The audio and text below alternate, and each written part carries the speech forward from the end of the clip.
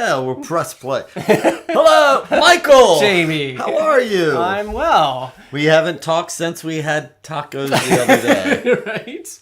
And it's time for the Two of Wands show. Today It's the Two of Wands. is the Two of Wands. Yes, and other twos. I still didn't get a chance to look at your deck either. I know. But maybe at this point, maybe I'll make you wait. No. Oh, yeah. Actually, yeah. You like don't the want, rest you, of everybody? you don't want my opinion? Oh, of course I do. Oh, okay. But but at this point, you've seen the first draft. Maybe it's better to hold back the final round. I don't know. If you want. We'll see. I don't know. So, and are you writing your book? You got the book coming along. The book is coming too. That's coming along. So, accompanying book. All that wonderful stuff. Very cool. Yep. So today, we too are doing the Two of Wands. Two. So two. Yeah. Are you wearing your tutu? No. In honor of the twos? Well, maybe underneath. The one day you don't wear it. Knew I was forgetting something. Oh my gosh. So yes, so we're doing the twos. Yes. And so, we've already covered like history of the pips and stuff like that, and they're really old, but they don't go back to the Egyptian times. There's no expiration date. Yeah, they were originally, so the pips are just originally a game, came out of the Middle East and then came around through Spain and things like that. Nothing magical per se. And then we get hold of them, and all of a sudden, we start seeing things. So we covered the aces. We did. And the aces are kind of like the pure essence of the suit. So this is the first time where it's actually, this is the first real life examples. Right, exactly. So the aces, we talked about those new beginnings for each one. Right. For the cups and the swords and the batons or the wands or the wholeness of that energy suite. And we covered about the importance of understanding whether it is the elements. Yes. Because each suit, when I'm looking at them, I'm also looking at the elements. I'm seeing what the essence of those suits are, so I can build on the twos. So, Michael, what does twos mean to you? So twos are all about duality for me. It's the partnership or conflict between two things. Would you agree or disagree? I would absolutely agree with that. I was going through, so it's interesting. You can go through and good evening back to you. And how would you pronounce that, Michael? Ezekiel? Hello, Ezekiel. I probably, if I mutilated that, I'm sorry, but hello. And hello, Mary Doll. Yes. So as we're going through. So now I lost my train of thought because I wanted to say hi to people. That's all right. You went back to me? Oh, no. So we were talking about, I was looking through the books, and if you go through the books and everything, it's like, they give you these one-word definitions for something that is so huge. Yeah. When you get into the numerology, there's a lot of different ways. If I had to pick one word, it would be duality, but it's so much more than that. It really, because you got balance, you got duality, right. You got choices, you got all these other things like that. And then you go through the Rider-Waite, and he tells you things about... not marriage. I mean, it actually didn't even make sense. I didn't even pull it out. It's okay. I know. I've got. For Waite, I just put him aside. Well, because there's a common sense. So for learning the tarot, it's not about learning these key words. It's about making sense. And making sense. Two means you have two things. Right. So that's a choice. That's a decision. Sure. So I was just looking at what Caitlin Matthews says, and she is a contemporary of ours. Okay. And I did like how just what she said, in this one in particular, is that partnership, cooperation, conflict, dialogue. Right. Two is a pair that works together or can face up as oppositions. Two can be a dialogue or interface where discussions or arguments ensue. Twos are twins that can be double things, the power to create a child or to form a friendship. Twos give us relationships, meetings, responses, attractions, places where transactions and dialogue take place, or where we see the binary or inner outer so that we can confirm, affirm, and decide. And I thought that was concise. And then when you take that and you just mix it with the elements and what the elements mean, Sure. you don't need a book to understand the pips, whether Right. they are Marseille Right. or if they're the Rider-Waite base. Yep. Or Crowley. Or the Thoth. Or Yep. Aleister Crowley. Yeah, yeah. Crowley. Crowley. Crowley rhymes with... Unholy. So what have you got to start us out with? So, going back to the whole idea of this is the first example of everyday life situations. Yep. And it's also the first lie. So, It's the first what? lie. So, let me explain. Okay. So, the truth is that we're all one. That separation is an illusion, but when we are manifested on this material plane, there's a veil that's put down. Okay, so we should also explain one thing. So Michael is the esoteric guy. I am the ground. I don't use the tarot in an esoteric way. So he's going to describe the esoteric. Let me explain that. I'm going to describe the everyday, I guess, Sure. kind of thing. But I understand, and again, it's about the correspondences. I listen to what he says, and I'm interested because of the fact that when I'm reading the cards, I read the cards like they are a book or it's poetry, and his ideas As I do too. flood in. Sure. And so it's important to hear about these dualities. Absolutely. Whether I conform to his beliefs or whether he conforms to mine, it's being open, and the tarot is about being open to different beliefs. But I wanted to make sure I stated that. Okay. I wanted my little tag on the bottom Check. to say, Yep. check. Okay, Check. so now we're going to go to... Okay, so let me elaborate on this idea. Yes. So reason and spirituality, when they're separated, that means the innate powers are then shunned. So you're like the whole, like what we were discussing last week. You're saying, okay, well, I'm spirituality and reason, two different things, and then that creates this separation, which because our minds are dualistic, we like to see binary, we like to see right versus left or up versus down, Or we have the problem with black and white. Black and white. Everything- Nothing is gray. It's all black and white nowadays. But the truth is that it is all gray. So black and white is the illusion, gray is the reality. And if you look in the Rider-Waite deck specifically, whenever she wants to show something as wisdom, Pamela uses gray.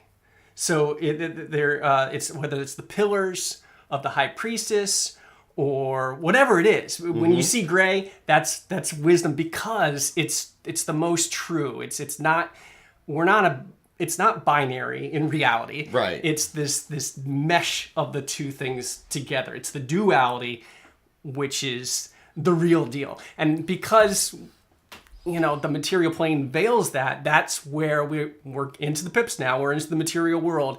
We're into the conflicts and the toxic ideas and feelings and all that stuff that is manifest on this world because we aren't aware of the reality, which is all as one. But we're breaking it apart, and that's where everything goes to crap. Okay, right. And so I can see, and that is the duality, because from what you're saying is like if everything is supposed to be one, Right. but we can't comprehend We that. can't comprehend it. So And we break it up. into chunks that we can comprehend. Right. I can comprehend this side to the left. I can comprehend the side on the black. Right. My mind just can't It's hard to see the gray, but it's not impossible. And it's just, Okay. but, and I love this quote from F. Scott Fitzgerald, who says, "The test of a first-rate intelligence is the ability to hold two opposed ideas in the mind at the same time and still retain the ability to function." So it's hard. Not everybody's going to be able to do this, Right. but if the more intelligent of us will be able Right. to grasp this, that you can hold two ideas completely opposite from each other at the same time, still make sense of it, and it's when you start to see things like that, you are on a higher plane. Okay. That's the magic of it. But going back to the separation that is everyday life, I've got various versions of the four suites. But we can go through. So when you are talking about that, Yes. that solidness, the gray and the duality, that is a good analogy, and I can hold on to that analogy because I can totally and absolutely understand it. Because again, when it comes down to this, it's so abstract. And somebody's asking, is this live? It sure is. Live and in person. I am live. I am a live. I am a live. Yeah. I am alive too. Yes. But yes, so it is a great analogy for understanding the duality and the conflicts that we have internally. Yes. So, okay, what else were you saying there? Okay, so if you want to go into breaking it down into the four suites, I can start to elaborate on that. Yeah. So we can both go through that because absolutely. I'm sure we're both going to have. Absolutely. Shall we take them one suit at a time? Let's do the swords. I like to do it in a special order, but I go swords first. So swords, they in the Rider-Waite, in a lot of traditions actually, in the Golden Dawn. We can bring up. Yeah, where's my sword? So the Two of Swords. You've got this is called the Lord of Peace Restored, and this is a reflection and meditation that is needed to discern between conflicting ideas and to find the balance and the connection with the subconscious. Notice she's blindfolded because it's an inward thoughts. Now, what were you reading that from? So where did you get?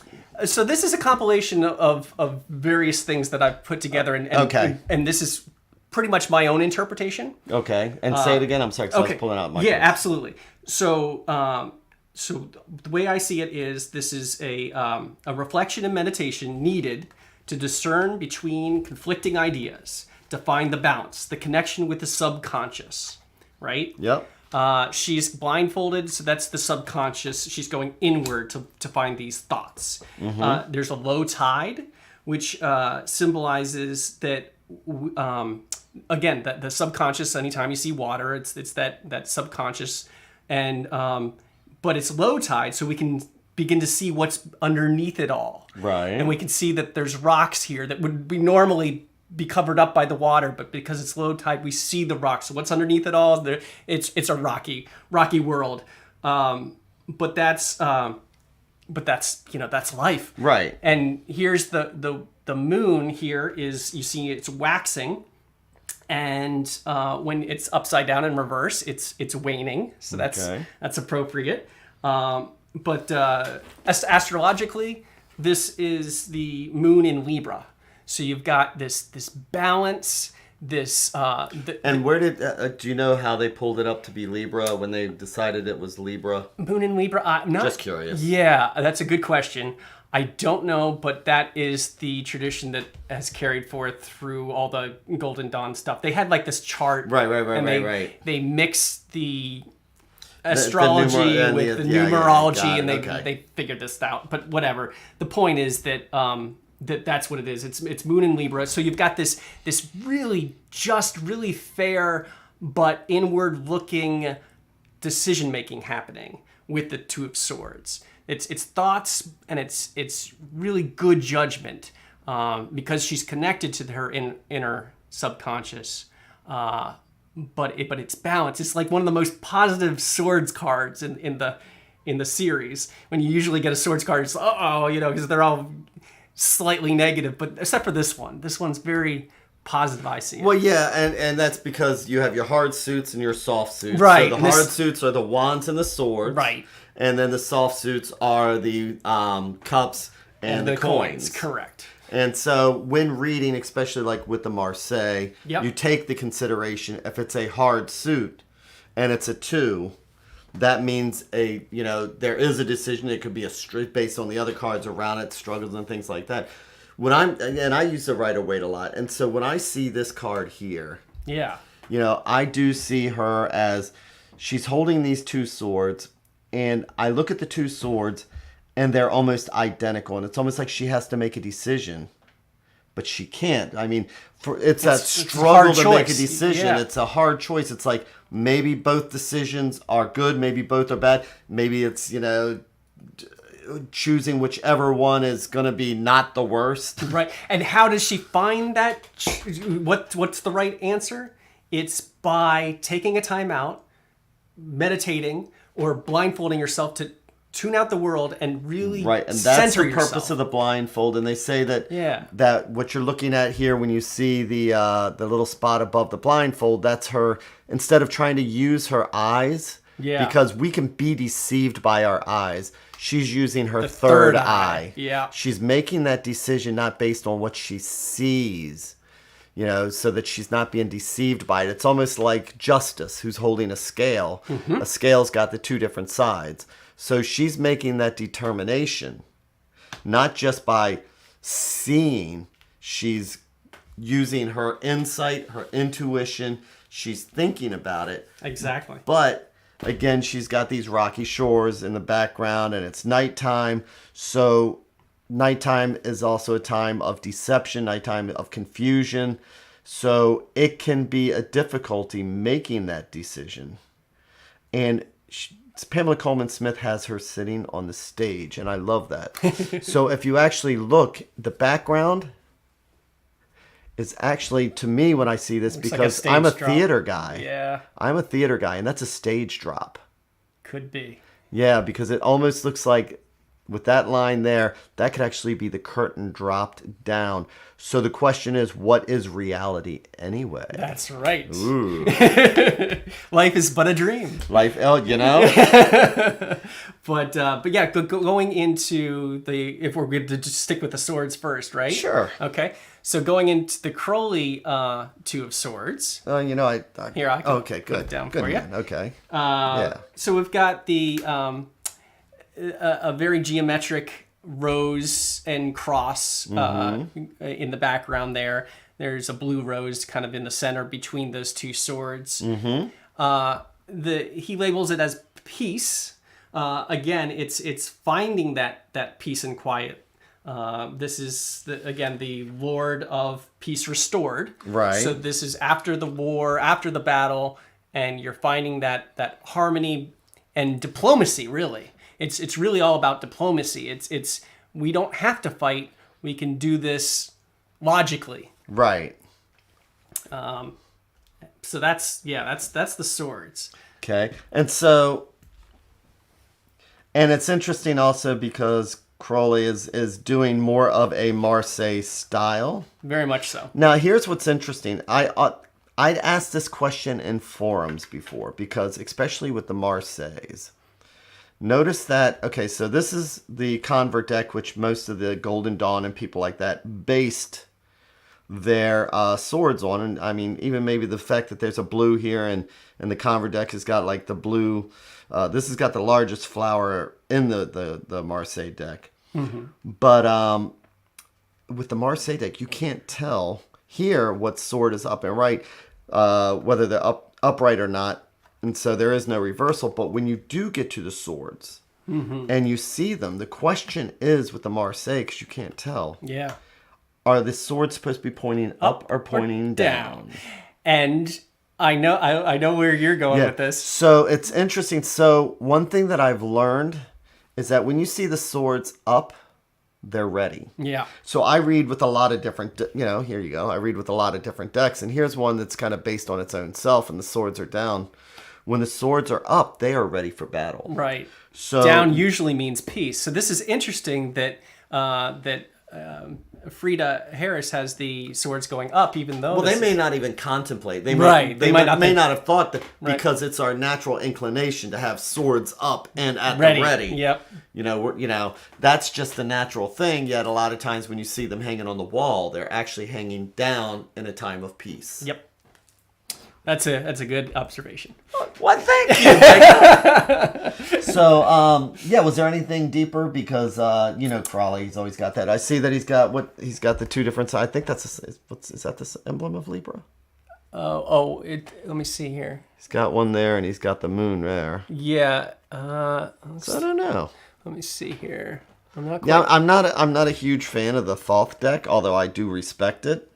And I actually should get more into it just because, again, it's another analogy. It's another way to just get deeper into the tarot. It does look like possibly Rebirth thing. Yeah. I'm not sure. Yeah. So, so what else were you looking at next? Or I can also go into, looking at the Marseille. Uh-huh. So when I'm looking at the Marseille deck, and I know these are the swords, this is where with the Marseille, if you decide to start getting into that, and I strongly suggest to people who read the Rider-Waite, develop the Marseille skill, because that will develop your intuition, because now you have to look at a picture and you have to make wider jumps. Yeah. So if I'm just looking at this and based on what's around me, I can see that there is this flower in the middle trying to come up, and it's being enclosed by these two swords here. Yeah. And so it's about, maybe based on the question, am I being trapped by indecision?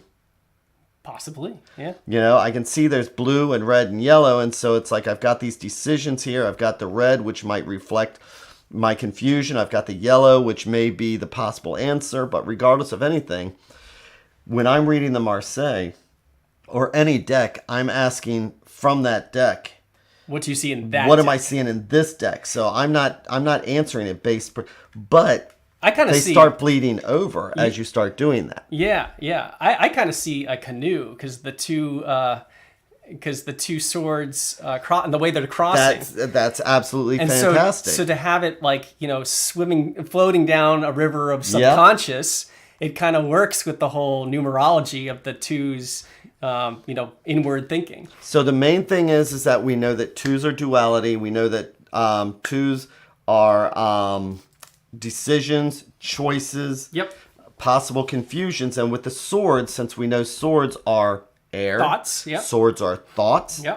So we're balancing out the two with that duality there and possible confusion, because swords are a hard suit. Yes. So if you do start getting into the Marseille, you'll see that the method starts bleeding over into every other deck that you are looking at. Oh, absolutely. If you're good at reading in one deck, it'll help you read in others. So. And it helps to move to the next level. Right. And I just think that this guy here is interesting because in his deck he actually tells a story, and we talked about this before. Sure.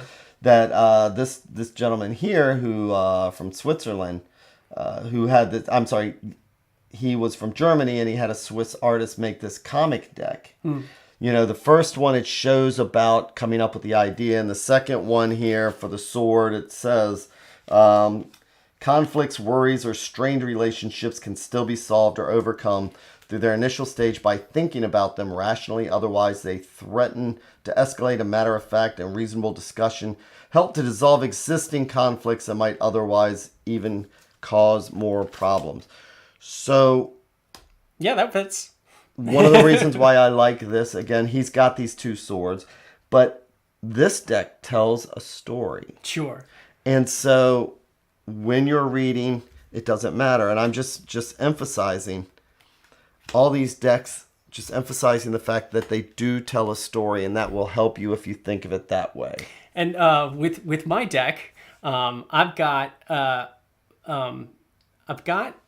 a woman sitting in a meditation pose, and she's sitting inside, and she's got her eyes closed. She's not blindfolded, but she's got her eyes closed, and she's meditating. Outside her door, where you can see two sword fighters with crossed swords. So it's the idea of the conflict is out there, and she's in here, and she's meditating to try and figure out the solution so that she can go out there and break up the fight. You know, but it's right. But it's that's my story. yeah, and I can't wait to see that. Yeah. No, absolutely. But moving on, let's go to cups. Okay, so now we're going to go to cups. So we've got. So the cups are the Lord of Love, And this is Venus in Cancer. The Lord of Love. I have not heard the Lord of Love. Yeah. So tell me about Lord of Love. Where did... So all of these have titles. That goes back to the Golden Dawn, which the Rider-Waite and Crowley and many have based their traditions off of. But this is, so this is the title that is given to this. And I think that it's pretty obvious that it's like when you look at this, you're also thinking about the number 6, the Lovers. Sure. A lot of people do that equation. But the Lovers is actually all about choice. Exactly. This is the real Lovers card. It's about meeting together. And they even say that Pamela Coleman Smith was using Romeo and Juliet as the inspiration for this card. Yes, indeed. Yep. And so this is about attraction and dedication expressed as partnership or love. But it can also be love of self, balancing the two natures which are in yourself. So esoterically, we're all both male and female. We're a balanced being. Again, duality is the illusion.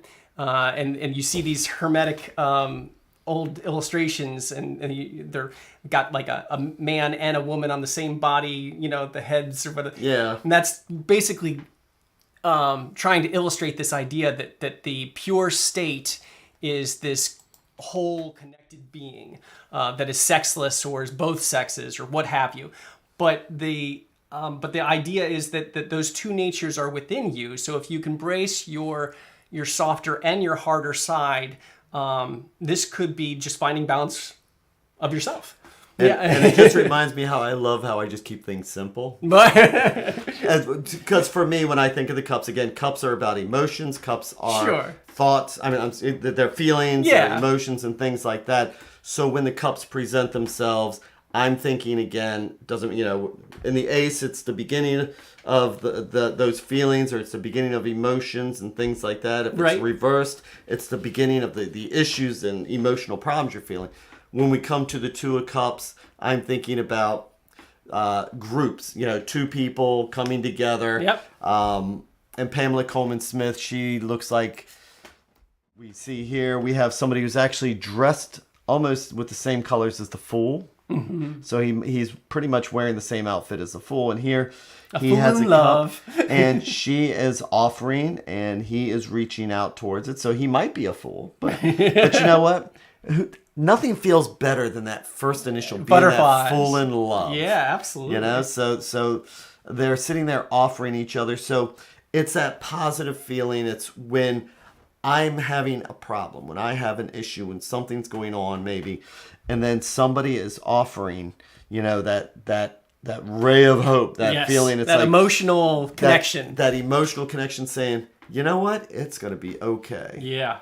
And there's this red-winged lion on top here, and this is an alchemy thing. So in alchemy, the red lion symbolizes control over passions, and by employing the seed of gold to the untamed green lion, using a catalyst, it's purified, and spiritually we purge our animalistic urges and we tame the green lion.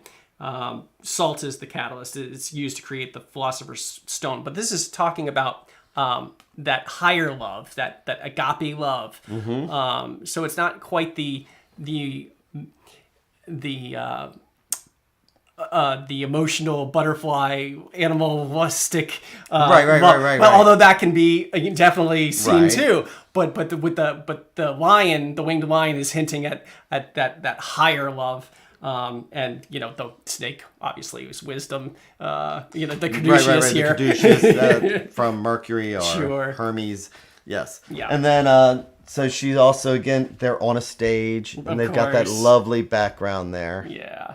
Hinting at with the little house. Maybe that's where they're going to end up together. Exactly. If this is a romance card and it comes up, it's like domestic. It's hints. And then if we look at the colors, she's wearing the red shoes. It shows maybe she's, maybe has feelings that she's trying to hide. Right. But they're poking through a little bit. Right. But he's got it here on top of his head, so maybe that's what he's thinking about. Or he's a little bit more open with his feelings. Who knows? And then she's wearing the crown of victory, like, I've got him. Or, Well, I'm just saying that these are different ways to look Sure, at it sure. because Or- we have these symbols in here. or laurel leaves can also. So see, I can complicate it too. Oh, absolutely. But otherwise, if you're looking at something like the Marseille, Sure. I see 2 cups there, and cups are celebration. Yeah. Also, it's 2 people Toasting. coming together. We can see that they've got these little fishies here, and we can all contemplate 100 different ways what the little fishy means. But the simple fact is that a lot of these cards, go through seaports and things like that, and you see the Italians will have fish. The fish of life. Also, you have the Christianity. But when I see this, I see, first off, these 2 large cups. Yep. And then I see that there's something growing between them. And so, if I'm going to read the Marseille, and I transpose that over to the Rider-Waite, but I'm saying I have 2 cups here, and I know what they symbolize. And what it's symbolizing in this particular one is something growing between us. Exactly. Isn't that pretty? It is. So the going with that idea, it's beautiful. It's that 2 individual lives create something new when they are together. The Yeah. whole idea of soulmates and your blossoming relationship is something greater than just the individual. It's Right. Yeah. And you notice I'm going to push the Marseille a lot just because I think that caused my growth more than anything. Sure. When I got over my fear of the Marseille Tarot. And I'm gonna always go back to the Crowley. So Because he's holy. Here's the cups overfloweth, and there's this the water is just coming out of this lotus flower and just pouring. It's got the fishes very much like the Marseille, but pouring down. The cups overfloweth with that wonderful love. Right. And it's what sense does the cards give you? So these are obvious. The cups are a soft suit. Sure. So generally it's going to be a positive reading when you get it, unless it's reversed. And then when I see cups reversed, then I start seeing jealousies. I start seeing resentments, the angers. Cups are a overflow of emotion. Right. So imagine then the negative aspects. overflow of emotions. Sure. Some say he might be reaching out for her cup to take hers and run away with both of them, in negative aspects. Yep. If you have it upside down, maybe it's an unbalanced relationship. Yeah. So there's many ways to read into it. Okay. Okay, so now Wands, the 2 of Wands show. And we've got the Lord of Dominion. And this is Mars and Aries. So lots of fire going on. It's the active state of planning. Decisions to be made with a sense of self, pride, and authority. So he's got the whole world here in his hands. Yep. And he's looking out from the high ground down on the water. He's plotting out what to do. Yes. And it's funny because it's the Rider-Waite. If you went with what his, and again, he's looking at the Golden Dawn, and he hated the minors. He essentially said that they were just used for fortune telling. But the guy who created this deck and directed Pamela Coleman Smith, well, what he says is that the divinatory meaning between the alternative readings, there is no marriage possible. On the other hand, riches, fortune, and magnificence. And on the other, physical suffering, disease, chagrin, sadness, mortification. Okay. Yeah. I'm tired of that already. There's lots of balance. So, like you got the rose and the lilies things going on again. You know what it comes down to is that we know that 2s, again, are about the balance and choices. Right. We know that the Wands are a harder suit, but Yep. they're about fire and creativity. and action. Yeah. So when I see the 2 of Wands, I see this person is looking at the world and he's got options. When you have the first one, you get your creative idea. The second one says, now let me review my options And actively- before I make a decision. Well, I see him as actively planning. Well, actively planning, because it's when we get to the threes that something where happens. Yeah. you've made your decision, and I don't know why this stupid analogy stuck with me that I read in a book, but somebody was explaining the difference between the 2 and the 3 is that the 2s are, you have your son and they're planning on a college, so you drive them around to all the different colleges, but they have their choices, and then you get to the 3 of Wands and the choice is made. And he's enrolling. There's no longer an option. Right. You're done. You've made your choice. But the 2, you've got the world in front of you. Right. The world is your oyster. And he's standing between that gate there, and he's looking out. Yeah. Yeah. Beautiful. So, yeah.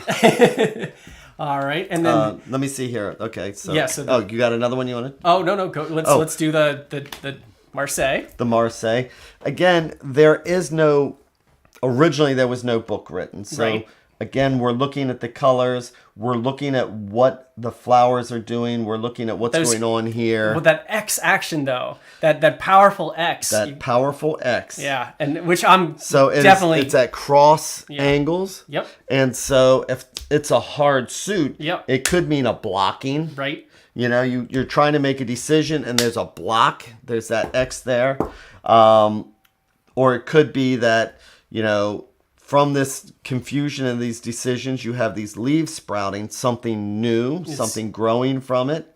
So maybe the decision, maybe we needed that challenge. Or X marks the spot. And here's where the flowers are all growing. I've marked it, and now it manifests. Thing is that we have a choice, we have a balance, we have these 2 sticks here, and they mean creativity, they mean... We use sticks to make fire. Right. Rub 2 sticks together. Yeah. Or we use them as weapons to try and make a decision. And here we have 2 at cross purposes. So the choices are being made, and mentally we're still trying to make those decisions. Yes, indeed. And with Crowley, we've got he continues that powerful X. He has Tibetan Dorjas. And they're demon-headed. Should I pull mine out? Yeah. All right, here we go. And they're demon-headed, of course. But Look at that.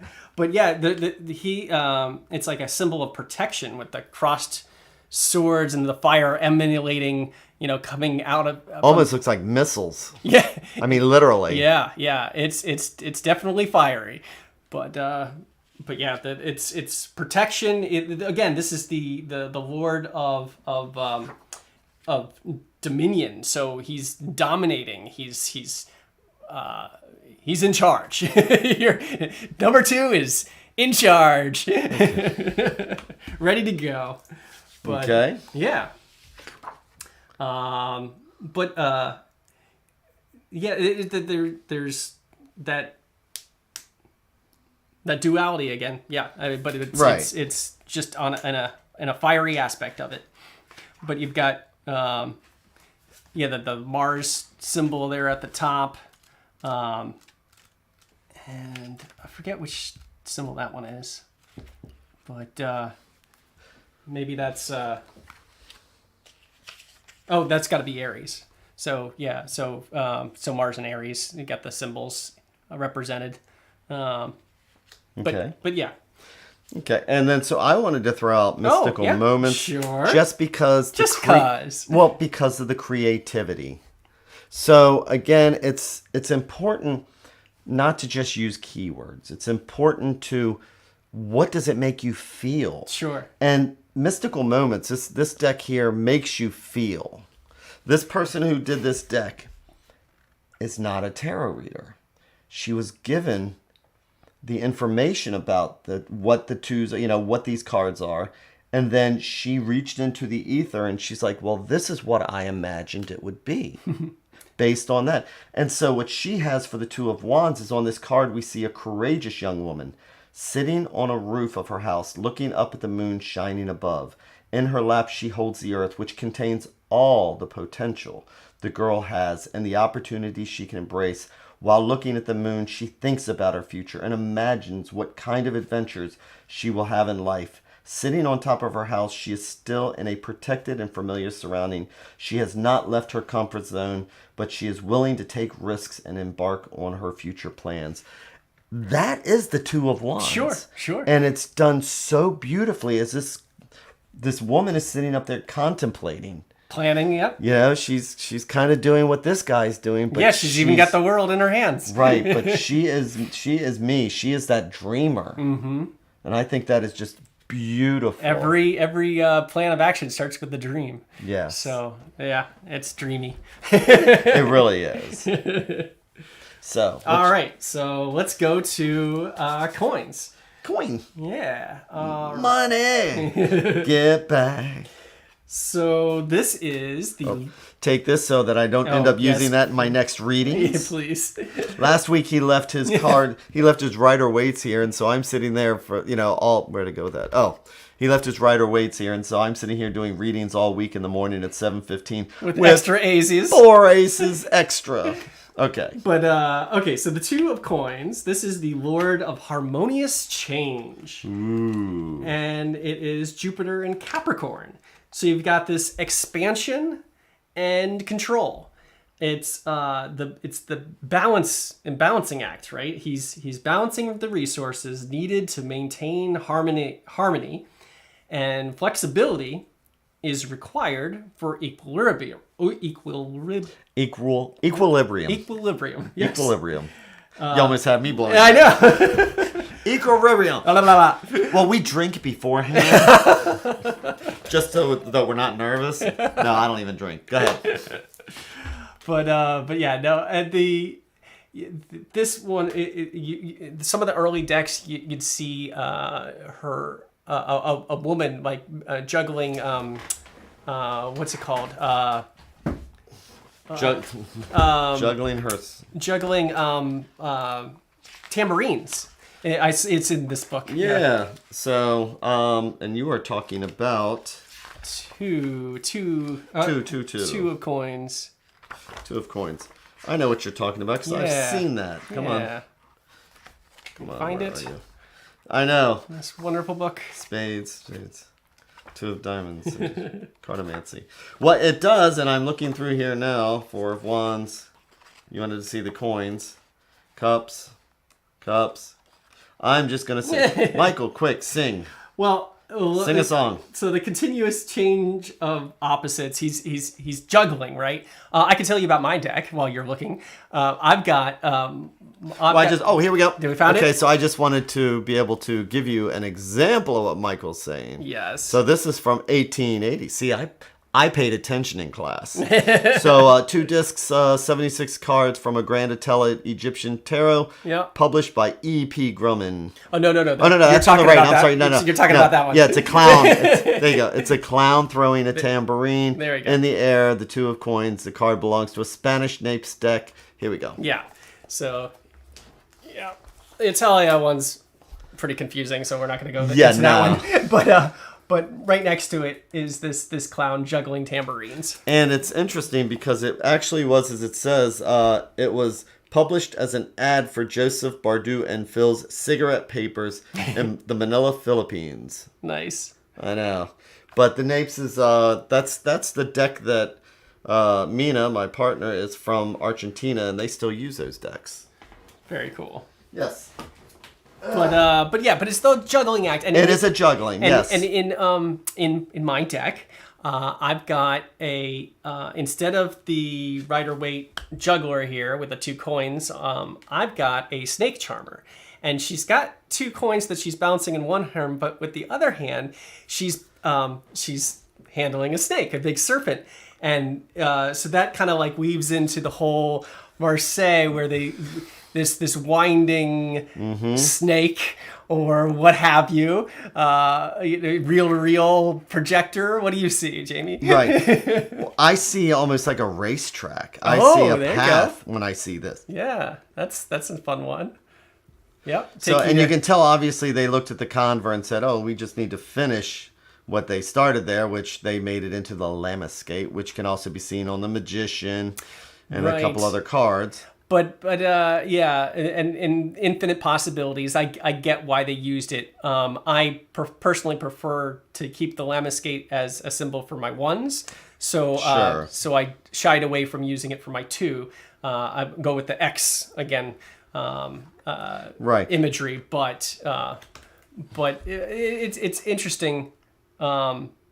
the volatility.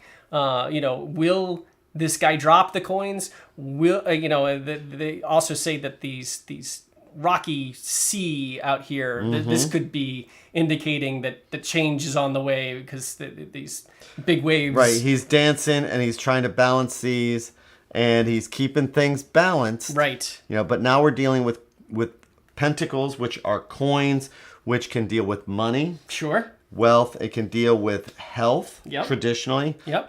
It is an earth sign. And so he's trying to, we've started out, we've got the inspiration. Now we're starting out with our choices with money. We're trying to balance things. We're juggling things here. And it's that duality. Coins are a hard suit. Mm-hmm. So they're soft. They're soft. Oh, I'm sorry. Yep. Yes, they're the soft suit. And so that is where this could be balancing again for your health, for finances, things like that. Maybe things are starting to come together. You have choices. Mm-hmm. But it's still trying to balance it out because we have the twos. And it's that duality, which, it becomes a juggling act because it's that illusion of things not being one, but being two. And so when it becomes two, then it's off balance and you have to kind of juggle to keep things together. And he's got them in his open palms. And so when it's reversed, they're going to drop out. Interesting. Yeah, that's a good. So you just want to consider that when this is reversed, it means that you're not able to balance these things. Right. Things come crashing down. The rough seas are getting to us. Again, if this is a health reading, you want to consider, regardless of anything, whether it's upright or not, if it's a health reading with the twos, are we balancing the things with our health? Are we balancing our finances? Right. Things like that. And the whole, if I have got a scientific thing I wanted to throw into the mix. So scientists have discovered that light is not just a wave. It's a particle. But it's also a particle. So it's both. It's both a wave and a particle. And that isn't that fascinating that it can be two things at once. It's both a wave and a particle at the same time. That's the reality. But it's hard for us to wrap our heads around that, and that's kind of like the twos. Which is why you always see the analogy of you have the cardboard, you shine a light on it, and you see it's dispersed, but when it goes through, you have a straight beam. Yeah, but but it's like, what? Right, but it's both things at the same time. Yeah, really. But the two action, I see, the cycles of two. So you look back at the High Priestess, who is the first two, and she had her veil that separates the seen and the unseen. Mm-hmm. And then she's got the two pillars. Yep. The Hangman, he's got that upside down perspective. And now we're going into the cycles. So we have the first cycle of two, then we have the 12, which is the next cycle of two. Which is the Hangman, right? Yep. And he is, his whole world is flipped. He's upside down. Mm-hmm. So it's that upside down perspective. He's got the two trees that he's being suspended between. So it's that duality. And then in my deck, as you know, I'm adding a one more round. And on the highest level, I have number 22, which is the vision. And this has the god Morpheus, who's separating the waking world with the dreaming. And he's in front of two gates that lead to the dreaming. So it's that. Sure. So but again, that duality between waking world and dream. But it's the twos are repeating cycles, and it just gets higher and higher. Right. So when you're looking at the Marseille, what do you see? Well, I mean, like I was saying, your imagination. Yeah. So, like I said, I saw a snake, and that's why I have on my card a snake handler. But sometimes I see it as a reel to reel, like a movie. it just depends on the mood and what other cards around it are, Right. of course. And so looking at we Your know from racetrack. looking at this, we know that it's about health or finances. So we have this right here. And it's one of those cards where it really doesn't matter which way you go. We have the words, but, and I was for some reason, just sitting here, I was thinking if you had a pin here and you flicked it, it's like a whirly thing. As long as it's spinning around, those coins will stay there. Right. But if it stops, the coins could drop out. Right. But I mean, so if I'm looking at this and I'm looking at a reading using the Marseille, I know that the twos are about the balance. I know that it's about keeping these right there. It is about the duality, and it's about beginnings and making choices when it comes to health, when making finances, things like that. Because we know it's the twos and we know what they're about. So we Earth don't have energy and numerologically, it's that. Yep. And here's where we have that blue-gray again that we were talking about, which this is a passive color here, even though we have the red highlighted, which can be a color of energy and action. Absolutely. Yeah. So it's balancing passive and active. Yep. Yeah. Okay. And then the Crowley card, we have a snake that is in that looping infinity. And you've got the yin yangs rotating in opposite directions, if you imagine that they're spinning. But really small within the yin yangs, you'll see the elementals. So you've got fire and water and earth and air down in there in the dots. If you really look close. Let's see how good this camera is, right? Oh, look at that. Yeah. Get the little bionic man in here. Right. Yes, I'm that old. Thank you. We have the technology. But snakes, again, wisdom, the wisdom to know how to balance those And it's an opposing Ouroboros forces. made into the shape of Right. Very much, like the weight has the lemniscate knot as well. Right. But it's but with the snake grabbing his own tail, there's the Ouroboros as well. Yeah, which goes on for infinity. Exactly. So I think that is. Let's see here. Oh, what else did I say? Balance of resources needed to maintain harmony. Flexibility required for equilibrium. Oh, the only constant is change, and isn't that true? It's the only thing that you can definitely count on is that just wait a minute and everything will change. Right. So don't get too tied down with things are bad, because they can't be bad forever. It can't rain all the time. Right. So where did I go with my swords? On guard. I know. Don't know. I set all my swords aside somewhere, didn't I? Did you grab them? No. That's like a miracle. That's amazing. It was like, here they go. They jumped. Okay. Let's see. So I where's got where's my last? There's your Crowley. Okay, thank you. Crowley. Again, I'm trying to steal your cards. So, okay, so now we've got the cards. Yes. We know what the twos are. Yes. We understand their elements. We know that hard suit. We know that this is a hard suit because we have its swords, the wands, swords, wands. We know that this is a soft suit because we have the companionship, the choices. We have two people offering here. Then we have our other soft suits here, which is balancing finances, money, and traditionally, again, that could also be health, and it's an earth sign. So, yes. What you got? What else? That's all I got. Oh, I got one more thing. Uh-oh. I got a quote from Jesus Christ for you. Hold on. Nah, I thought I'd throw this one in. Yea, unto thee thou art who those. Behold, I am sending you. Oh, this is so he's talking to his apostles as he sends them out into the world. Sure. But I like this quote because it has to do with duality, which the twos are all about. Right. And he says, "Behold, I'm sending you out as sheep into the midst of wolves. So be wise as serpents, and innocent as doves. Oh, that's cool.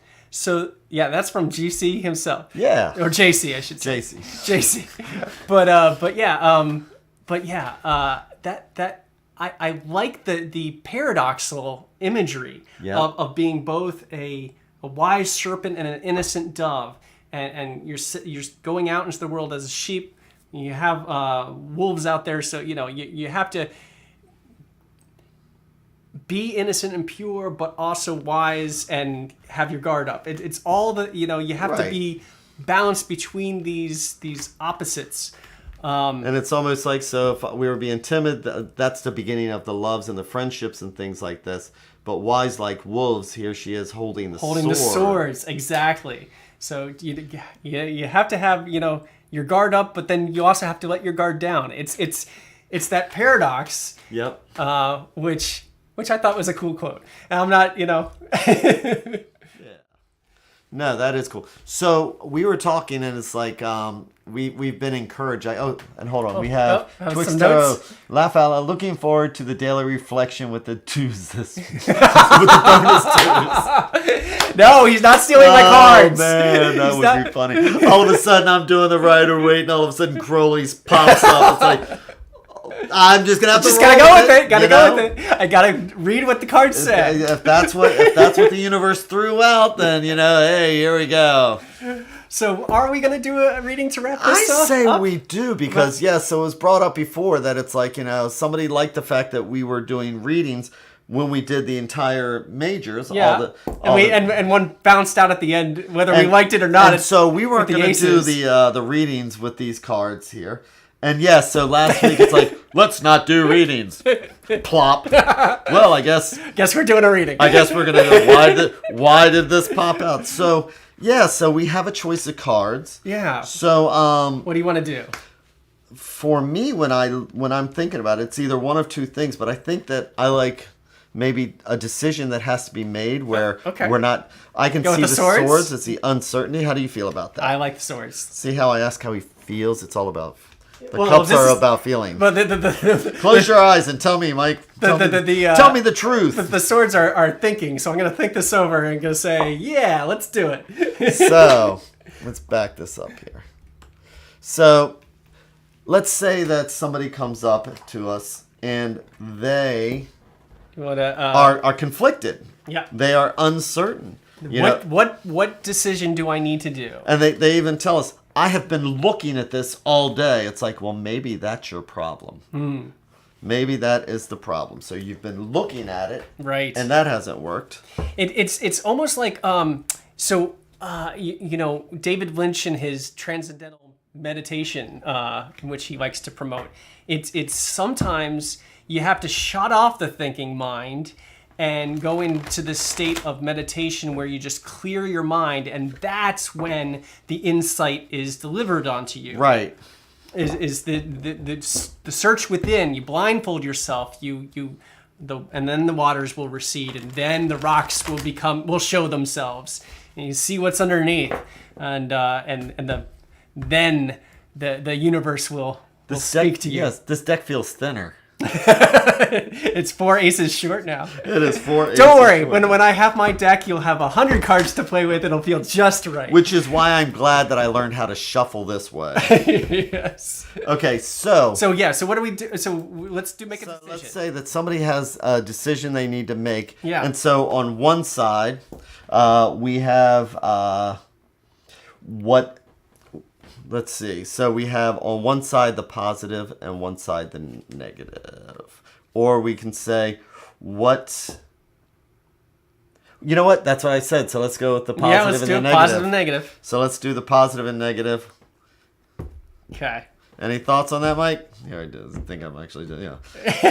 Okay. So let's take a look at this decision that has to be made. Let's just look at the positive and the negatives of making this decision. Whatever this decision is, for you guys playing it at home, whatever decision that you need an answer to, this is the positive. The positive is that the 4 of Swords. It's about taking that break. Yep. Taking a moment of rest, which is very similar to the 2. Absolutely. It's taking the time out for rest and recharging and being at peace.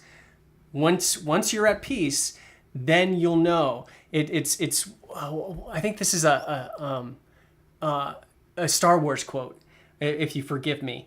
But Luke asks Yoda, "How will I know?" And Yoda says, "You will know when you're at peace, when you're calm. Then you'll tap into the good side of the Force. Then you'll get the messages.